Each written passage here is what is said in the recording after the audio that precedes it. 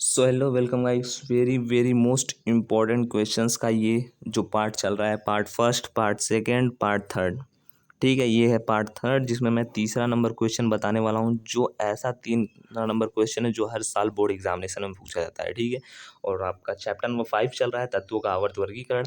और next chapter के videos आपको जल्द से जल्द लाइव सेशन में मिल जाएंगे। ठीक है, प्लेलिस्ट में आप सभी को सभी जो है टॉपिक मैंने अच्छे से पढ़ाया हुआ है, तो आप सभी उसको देख सकते हैं सभी टॉपिक कवर करने के लिए। ठीक है, चैनल को आपने ऑलरेडी सब्सक्राइब किया होगा, क्योंकि आप सभी को यहीं पे सभी चीज़ें मिलेंगी। ठीक है, सभी एजुकेशनल टाइप के study materials, notes and PDFs. तो आपका चैप्टर नंबर 5 चल रहा है, तत्वों का आवर्त वर्गीकरण। ठीक है, पार्ट फर्स्ट में मैंने ये क्वेश्चन बताया था, मोस्ट इम्पॉर्टेंट क्वेश्चन है। पार्ट सेकंड में मैंने आप सभी को ये सेकंड नंबर जो है मोस्ट इम्पॉर्टेंट क्वेश्चन अच्छे से समझा दिया था, जिससे आप एक ही वीडियो में सब समझ जाओ, और अगली बार जब आए एग्ज़ाम में तो सीधा आप उसका आंसर लिखो। ठीक है, तो थर्ड नंबर जो मोस्ट इम्पॉर्टेंट क्वेश्चन है, और हर साल ये बोर्ड एग्जामिनेशन में ऑलरेडी पूछा जाता है, और इस बार भी ज़रूर से पूछा जाएगा। और हो सकता है आपको ये 5 नंबर में पूछा जाए या फिर 7 नंबर पूछा जाए, तो ये डिपेंड करता है पेपर कैसा आपका बना हुआ है। ठीक है, पेपर का फॉर्मेट क्या है। तो मोस्ट इम्पॉर्टेंट क्वेश्चंस मैं कवर कर रहा हूँ, उसका सीरीज चल रहा है। तो देखिए, फर्स्ट जो आपका क्वेश्चन क्या है वो उसको आप समझ लो, उसके बाद मैं आपको आंसर समझा दूंगा। तो बस आप एक ही वीडियो में सब चीज़ कवर हो जाएगा आपको। ठीक है, अगर फिर भी आपके कोई डाउट रहते हैं तो कमेंट बॉक्स में आप बताइएगा। ठीक, तो क्वेश्चन है कि दीर्घाकार आवर्त सारणी की प्रमुख विशेषताएं लिखिए।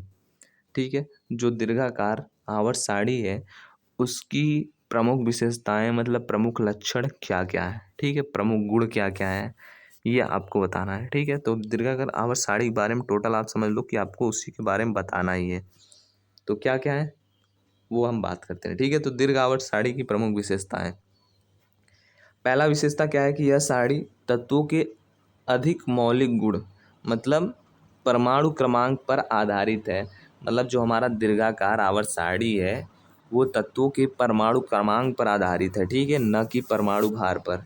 सेकेंड नंबर पॉइंट है कि इसमें तत्वों की स्थिति का सीधा संबंध उसके परमाणुओं के इलेक्ट्रॉनिक विन्यास से है, अतः यह एक अति आदर्श प्रबंध है। ठीक है, मतलब यह एक बहुत अच्छा सारणी है, क्योंकि इसमें जो देखो, फर्स्ट नंबर पॉइंट मैंने आपको क्या बताया कि दीर्घाकार आवर्त सारणी में तत्वों का जो है, यह सारणी में क्या था कि तत्वों का जो है वो परमाणु क्रमांक पर आधारित यह सारणी है। ठीक है, उसके बाद सेकेंड नंबर पॉइंट ये है कि इसमें जो तत्व है उसकी जो स्थिति है मतलब उसकी जो गुण है वो सीधा उसके परमाणु के इलेक्ट्रॉनिक विन्यास से है। ठीक है, अतः यह एक जो है आदर्श सारणी है। ठीक है, बहुत ही अच्छी सारणी है।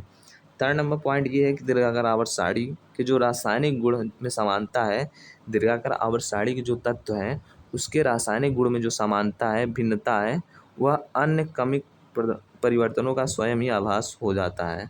ठीक है, मतलब जो दीर्घाकार आवर्त सारणी है उसमें जो तत्व हैं उसके रासायनिक गुण में समानता, भिन्नता और भी जो परिवर्तन है वह खुद ही पता चल जाता है तत्वों को देख करके, सारणी को देखकर।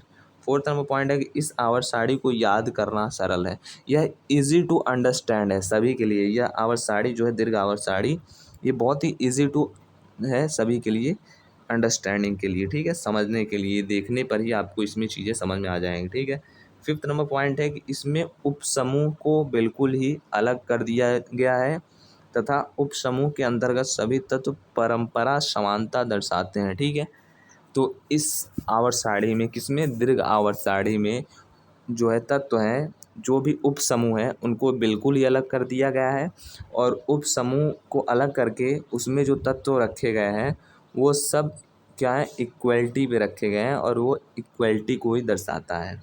सिक्स नंबर पॉइंट है कि इस सारणी में आगे और भी विभाजन किए गए हैं, जैसे सक्रिय तत्व, संक्रमण तत्व, विरल मृदा धातु, रेडियो एक्टिव तत्व, उपधातु आदि। ठीक है, तो दीर्घ आवर्त सारणी में क्या किया गया है, तत्वों को अलग अलग टाइप से बांटा गया है। ठीक है, अलग अलग टाइप से एडजस्ट करके रखा गया है सारणी में। और वो कैसे रखा गया है, किस ग्रुप में, ग्रुप बना दिया गया है उसमें रखा गया है। तो ग्रुप का नाम क्या है, जैसे सक्रिय तत्व में क्या है कि सक्रिय तत्व ही आपको मिलेंगे, संक्रमण तत्व, विरल मृदा धातु, रेडियो एक्टिव धातुएं, उपधातुएं, तो ये सब उससे रिलेटेड ही तत्व आपको मिलेंगे इन सब में। ठीक है, उसके बाद देखो लास्ट नंबर पॉइंट है कि जैसे कि मेंडलीफ की आवर्त सारणी में अनेक अनुमान गलत निकाले गए हैं, उसी प्रकार हम इस साड़ी में ऐसा कोई जो है अनुमान गलत नहीं निकाल सकते हैं। ठीक है, तो ये क्या है, ये लास्ट नंबर पॉइंट है। ठीक है, तो क्वेश्चन आपका क्या था, क्वेश्चन यही था कि दीर्घ आवर्त साड़ी की प्रमुख विशेषताएं लिखिए, मतलब क्या क्या उसके प्रमुख विशेषताएं हैं। ठीक है, या फिर आप ये समझ सकते हो कि उसकी क्या क्या गुण हैं, ये आपको क्वेश्चन ऐसे भी पूछा जा सकता है। या फिर आपसे पूछ लिया जाएगा कि 3 नंबर में ऐसे भी पूछा जा सकता है कि दीर्घ आवर्त साड़ी के 3 गुण लिखिए, 3 नंबर आपको दे दिया जाएगा। अगर 5 नंबर में पूछा जाएगा तो आप कम से कम 6 या 7 पॉइंट लिखो। 7 नंबर में भी पूछा जाएगा तो आप 7 ही पॉइंट लिखो। ठीक है, तो इतने पॉइंट आप अच्छे से समझ लो और कहीं भी आप नोट कर सकते हो और अच्छी तरीके से बोर्ड एग्ज़ाम में आप लिख सकते हो। ठीक है, रिपीटेड क्वेश्चन है, हर साल पूछा जाता है, तो इस साल भी इसके चांसेस हैं आने के। ठीक है, बोर्ड एग्ज़ाम में।